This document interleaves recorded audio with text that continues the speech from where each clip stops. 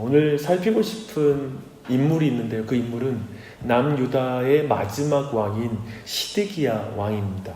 그는 바벨론 왕인 느부갓네살이 임명하여 세운 왕이었습니다. 그래서 그의 불안한 위치를 우리는 충분히 짐작할 수 있고 한 나라의 마지막 왕 이 시기 때의 정치적인 불안함을 충분히 짐작할 수 있습니다. 37장과 38장에서 우리는 시드기야가 어떤 인물인지를 우리는 좀 더 자세하게 알 수 있습니다. 영적으로 폭망한 인생에 망하는 패턴을 우리는 이 시드기야에게서 알 수가 있습니다. 우선 37장 2절 보시겠습니까? 37장 2절을 보면 시드기야와 그 신하 그리고 그 땅 백성이 여호와께서 선지자 예레미야에게 하신 말씀을 듣지 않았다라고 전체적으로 평가하고 있습니다. 하나님의 말씀을 듣지 않는 것이 망하는 지름길이죠. 망하는 길의 패턴입니다. 그런데 시드기야라는 인물은 굉장히 단순한 인물은 아닙니다. 굉장히 비종교적인 사람이면 망하는 게 당연하고 하나님의 말씀에 아주 적대적이고 선지자에 대해서 매우 분노에 찼다면 당연히 망하는 것처럼 보이는데 단순히 그런 인물이 아니에요. 그는 이제 시드기야는 바벨론이 예루살렘을 포위하자 예레미야에게 사람을 보내서 기도해달라고 부탁을 합니다. 좀 독특하죠? 시드기야는 예레미야에 대하여 최소한 두려운 마음을 가졌고 존중하는 마음을 어느 정도 가지고 있는 인물입니다. 그런 면에서 볼 때 좀 난해한 인물이기도 하죠. 시드기야가 예레미야에 대해 존중감을 가졌다는 것은 계속 오늘 37장과 38장 오늘 통독하실 때 그 내용이 자세하게 나옵니다. 37장 11절을 보면 예레미야가 바벨론에게 항복하러 간다라는 혐의를 받아서 붙잡히고 그리고 매를 맞은 후에 서기관 요나단의 집 감옥에 갇히는 일이 벌어지게 됩니다. 이 감옥은 웅덩이를 판 후에 그 위에 뚜껑을 닫아놓은 매우 열악한 그런 감옥이었습니다. 이때 시드기야가 은밀하게 움직입니다. 그는 예레미야를 거기서 끌어내어서 왕궁으로 불러내요. 그리고 하나님의 말씀이 있는지를 그에게 물어봅니다. 신기하죠? 대답은 한결같았죠. 37장 17절이에요. 왕이 바벨론 왕의 손에 넘겨지리이다. 이 말씀을 듣죠. 오히려 예레미야는 전에 시드기야 옆에서 거짓말을 하던 그 선지자에게 묻지 않고 왜 이제 와서 저에게 이런 말을 묻습니까? 라고 반문해요. 당연히 그렇지 않겠습니까? 쉽게 말해서 예레미야는 왜 왕이 자신의 말보다 거짓 선지자의 달콤한 말을 좋아하면서 또 이런 상황에서 또 나에게 하나님의 음성을 물어보는지 말씀을 물어보는지 이해가 안 된다라고 이렇게 말한 것입니다. 이때 이제 다만 예레미야가 왕에게 자비함을 구합니다. 자신을 다시 요나단의 집에 보내지 말라고 그 끔찍한 장소로 보내지 말아달라고 부탁을 하게 되고 시드기야 왕은 예레미야의 그 말을 들어주고 그저 감옥들에 둡니다. 약간의 도움을 준 것이죠. 그런데 38장 1절을 보면 이 일 때문에 친애국파 지도자들이 들고 일어납니다. 그래서 친애국파의 입장에서 바벨론 왕에게 항복하라는 이 예레미야의 메시지, 늘 예레미야 메시지는 한결같았기 때문에 얼마나 눈의 가시와 같은 존재였겠습니까? 그리고 그는 전체 민족을 불안 가운데 인도하는 거짓 뉴스의 발원지라고 생각하고 그를 죽이려고 하죠. 그래서 시드기야를 압박해서 결국 시드기야는 그 사람들의 손에 예레미야를 넘겨주게 됩니다. 그래서 예레미야는 시위대들의 감옥에 진흙 구덩이 속에 던져졌다라고 말하고요. 사실상 이것은 이제 그 당시 식량도 떨어지는 상황에서 식량을 주지 않고 구덩이에 넣었기 때문에 굶겨 죽이는 무서운 사형 형벌을 실행한 것입니다. 주목할 것은 시드기야라는 인물이에요. 계속 눈치를 봐요. 정확하게 우유부단하고 어떤 결정도 못하고 있습니다. 근데 이때 한 사람의 경건한 사람인 그 신앙인이 소개되는데요. 그의 이름은 에벳 멜렉이라는 사람입니다. 그는 시드기야 왕국의 내시예요. 시드기야보다 신분이 낮죠. 그리고 이방인인 구스 사람이에요. 에디오피아 사람입니다. 근데 그가 용감하게 왕에 가서 선지자를 이렇게 대우하는 것은 하나님께 큰 죄를 범하는 것입니다 라고 이렇게 담대하게 말하고 그를 죽이는 자리에서 건져내기를 간청합니다. 우유부단하며 책임지기를 두려워하는 시드기야는 에벳멜렉의 말을 듣고 그에게 30명의 군사를 내주어서 그를 구하고, 다만 이제 거기서 꺼내어 시위대 뜰에 구금합니다. 여전히 눈치를 보고 있는 거예요. 적당하게 책임지지 않는 위치에서 이 모든 일을 행하고 있습니다. 이때 오늘 주목하고 싶은 시드기야의 두 번째 은밀한 행동이 진행됩니다. 다시 성전의 은밀한 곳인 셋째 문으로 예레미야를 불러서 그를 독대합니다. 새로운 하나님의 말씀이 있는지를 또 물어요. 왜 이런지 모르겠어요.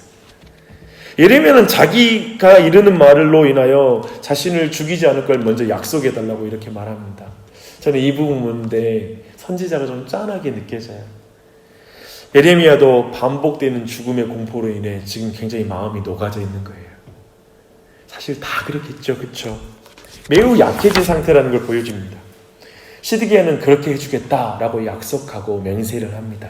이때 예레미야가 준 하나님의 말씀은 여전히 시드기야가 바벨론에 대항하여 싸울 생각을 내려놓고 항복해야지만이 살 수 있다. 그것이 사는 길이다라는 것을 다시 말합니다. 그러자 시드기야는 엉뚱하게도 그렇게 하면 이미 바벨론의 포로로 잡혀간 유다 백성들이 폐위된 자신을 조롱하고 그리고 해할까 두렵다라고 말합니다. 좀 우픈 장면 아니에요? 좀 이상한 핑계를 대고 있는 거예요. 왜 하나님의 선지자에게 반복해서 하나님의 뜻을 묻는지, 또 뜻을 말하면 그 뜻에 순종하지도 않으면서 또 여러 핑계를 둘러대고 있습니다. 또 저렇게 자존심 부릴 거면 이제 곧 망할 판에 지금 정말 그 절체절명의 순간에 망하면 다 소용없는 건데 그 순간에도 자기 명예가 더럽혀질까봐 또 수치당할까봐 그 말씀에 순종하기도 어려운데 라고 이렇게 말합니다. 참 핑계가 많습니다. 말씀 앞에. 이게 망하는 패턴이죠. 결국 시드기야는 그 하나님의 말씀 앞에 순종하기를 결단하지 않은 채 대화가 다 끝나요. 이 상황에서도 시드기야의 마음은 친애굽파 대신들이 자기가 예레미야를 만나 대화하는 것이 들킬까봐 또 마지막에 예레미야에 입단속을 해요. 참 이 시드기야라는 인물이 참 독특하죠. 이렇게 38장이 마치고요. 39장에서 예루살렘의 멸망이 이제 이어지게 됩니다. 우리는 이 시드기야라는 인물에게서 망하는 패턴을 보게 됩니다. 망하는 사람은 비종교적인 사람이 아니라 종교적인 사람도 망할 수 있습니다. 하나님을 전혀 모르는 사람도 망할 수 있죠. 하지만 하나님을 안다고 말하는 사람도 망할 수 있다는 걸 우리는 알게 됩니다. 하나님 말씀을 전혀 듣지 않는 사람도 망하겠죠. 하지만 하나님의 말씀을 은밀하게 듣기 원하는 자도 망할 수 있다는 걸 오늘 본문에서 우리는 확인하게 됩니다. 시드기야는 하나님의 말씀을 두려워하지만 하나님의 말씀을 듣지도 않아요. 그는 예레미야에게 하나님의 말씀을 물었지만 자기가 원하는 말씀을 들으려는 의도를 내려놓지가 않아요. 보십시오. 계속 반복해서 묻잖아요. 자기가 원하는 말을 듣고 싶을 때까지 물어보는 거예요. 우리는 하나님의 말씀에 겁없이 대적하는 것도 망하는 길이라는 것을 알고 있지만 하나님의 말씀에 겁을 먹으면서 교묘하게 말씀을 거절하는 것도 망하는 패턴이라는 걸 보셔야 합니다. 문제가 터질 때 하나님의 뜻을 묻지만 문제가 해결되면 자기 뜻대로 살아가는 사람의 전형이 바로 시드기야라는 그런 인물입니다. 자기가 원하는 말씀을 들으려고 부지런히 반복해서 여기 설교를 찾아가고 저기 설교를 듣고 유튜브를 헤매어 돌아다니는 사람들이 있을 수 있어요. 보면은 말씀 많이 들으니까 영적인 것 같은데 찬찬히 보면 진짜 이게 정말 영적이고 참으로 하나님의 말씀을 쫓는지 분별이 안 되는 경우가 있습니다. 우리도 모두 그걸 경계해야 될 것입니다. 시드기야는 하나님의 말씀을 듣고자 했습니다. 그러나 그 말씀에 순종하는 결단을 못해요. 핑계가 많아요. 이래서 이 말씀 순종하기 힘들고, 그러니까 주일날에 소그룹 모임을 해보면 그런 신앙이 다 드러나요. 이래서 이 말씀 지키기 힘들고 이래서 힘들다라는 말이 계속 되돌이피처럼 되돌이야 되는 사람들을 우리는 심심찮게 보게 됩니다. 주 안에 사랑하는 성도님들, 하나님의 말씀을 듣고 위로를 받고 그 말씀에 기대어서 힘을 얻어보려는 생각은 우리를 포함하여 많은 사람에게 있는 그런 마음입니다. 그러나 하나님의 말씀을 듣고 어떤 대가를 치르더라도 내가 그 말씀에 순종하기 원합니다 라는 그러한 결단이 우리 안에 있는지를 한번 돌아보십시오. 오늘날 많은 사람이 성전으로 은밀히 예레미야 선지자를 불러서 뭔가를 듣기 원하는 시디기야와 같은 마음으로 교회에 나올 수 있습니다. 잘 보십시오. 시드기야가 선지자를 불러 말씀을 들었기 때문에 구원을 얻었다라고 성경은 말하지 않습니다.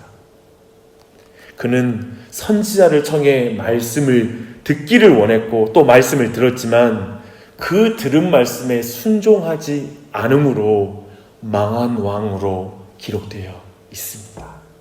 그런 의미에서 다시 한번 우리의 신앙을 돌아봐야 될까요? 근데 반면에 38장 7절 이하에 등장하는 궁전 내시 에벤멜렉은 어떤가요?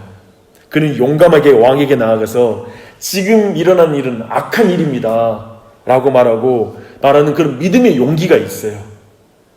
그는 많은 비겁한 그 당시에 수많은 사람들처럼 비겁하게 침묵하지 않아요. 저 이방인인데 저 이방인이 이러한 용기를 가지고 말하는 거예요. 하나님이 믿음을 주시면 그 은혜가 있는 것이죠. 행동을 취할 준비가 되었으며 그것을 왕에게 요구합니다. 하나님이 그에게 어떻게 갚으신 줄 아세요? 39장 15절 18절에 보면 그것을 보게 돼요. 성에 재앙이 임했는데 하나님은 그 에벤멜렉을 구원해 주십니다. 망하는 중에도 구원해 줘요. 생명을 살려주세요. 그가 하나님의 말씀을 듣기만 하는 자가 아니라 하나님의 말씀에 신뢰하고 순종했기에 하나님이 그러한 은혜를 베풀어 주시는 것입니다.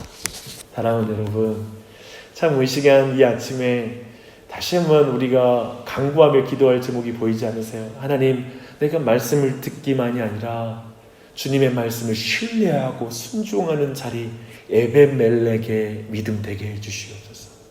저 시드기야의 자리에 있는 내 마음의 자세와 태도가 있다면 그리고 그러한 모습이 우리 가정의 자녀들에게 그렇게 교회 안에 있다면 그것들 다 벗어버리고 에벤멜렉의 중심 그 신앙의 마음을 부어달라고 간구하는 이 아침이 되시길 바랍니다.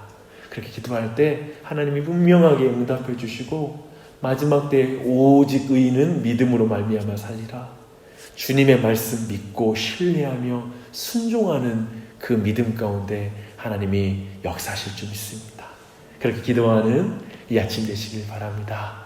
오늘도 은혜 안에서 강건하십시오. 주를 의지하는 것이 복된 길입니다. 기도하겠습니다.